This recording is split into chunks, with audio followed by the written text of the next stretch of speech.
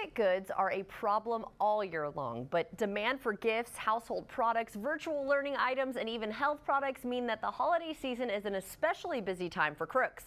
So how can we be sure that the items we're buying are genuine and not fake? Well, joining us with more is Tom Quadman, Senior Vice President for Economic Policy with the U.S. Chamber of Commerce. So thank you so much for joining us today.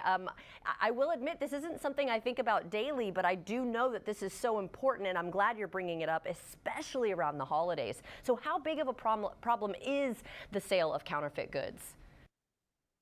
Jordan, thanks for having me today. It's a really big problem. So think about it in a couple of different ways. Number one is if you can make it, you can fake it. So there are a lot of fake electronics and toys, but believe it or not, there's even fake toilet paper, which sounds like a funny thing, unless you own a septic tank. But when you start to drill down on it further, counterfeit goods cost every American $1,500 a year and sucks 300,000 jobs out of the economy.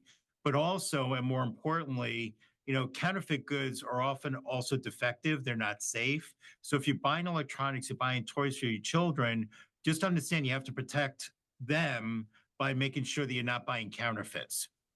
Right. So what's law enforcement doing? What are the businesses doing to help fight this? Yeah, so this is the business community and law enforcement are working together on these issues. So we work together with the Custom Border Protection that can try and keep these goods from coming from overseas. A lot of them come from overseas. We also work with law enforcement as well. So we participate in investigations and share information that we can go after the bad guys. The other thing that we do as well, and we're doing that today with Customs and Border Protection, is we also try to run education campaigns to ensure that consumers can go out there this holiday season and shop smart. So how can we then as consumers protect ourselves against buying fake goods? Yeah, so first off, I would say go to our website, uschamber.com/shop smart.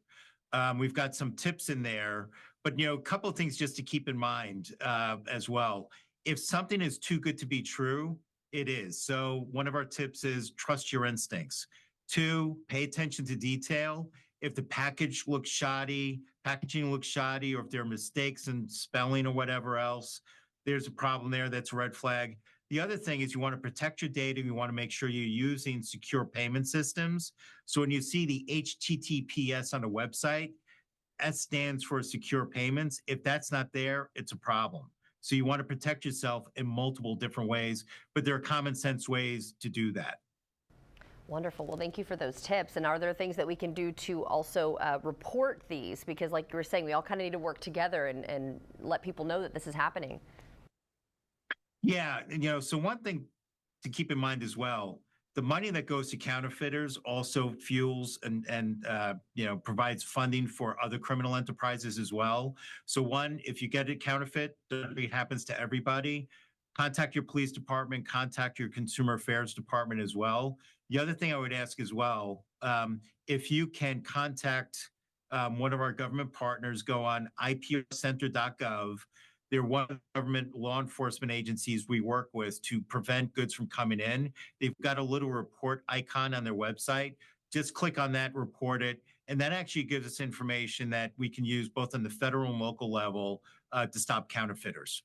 Awesome. Well, thank you for giving us both of those websites, the one that we can get those tips on and then the one that we can report. I think that's fantastic. I also want to say happy holidays to you and happy shopping. Same to you, Jordan. I know my wallet's going to be a little lighter in the next few weeks. I hear you on that one. Well, good luck with everything. Thanks again. And everyone at home, if you would like to see this interview again, just head to First Coast News.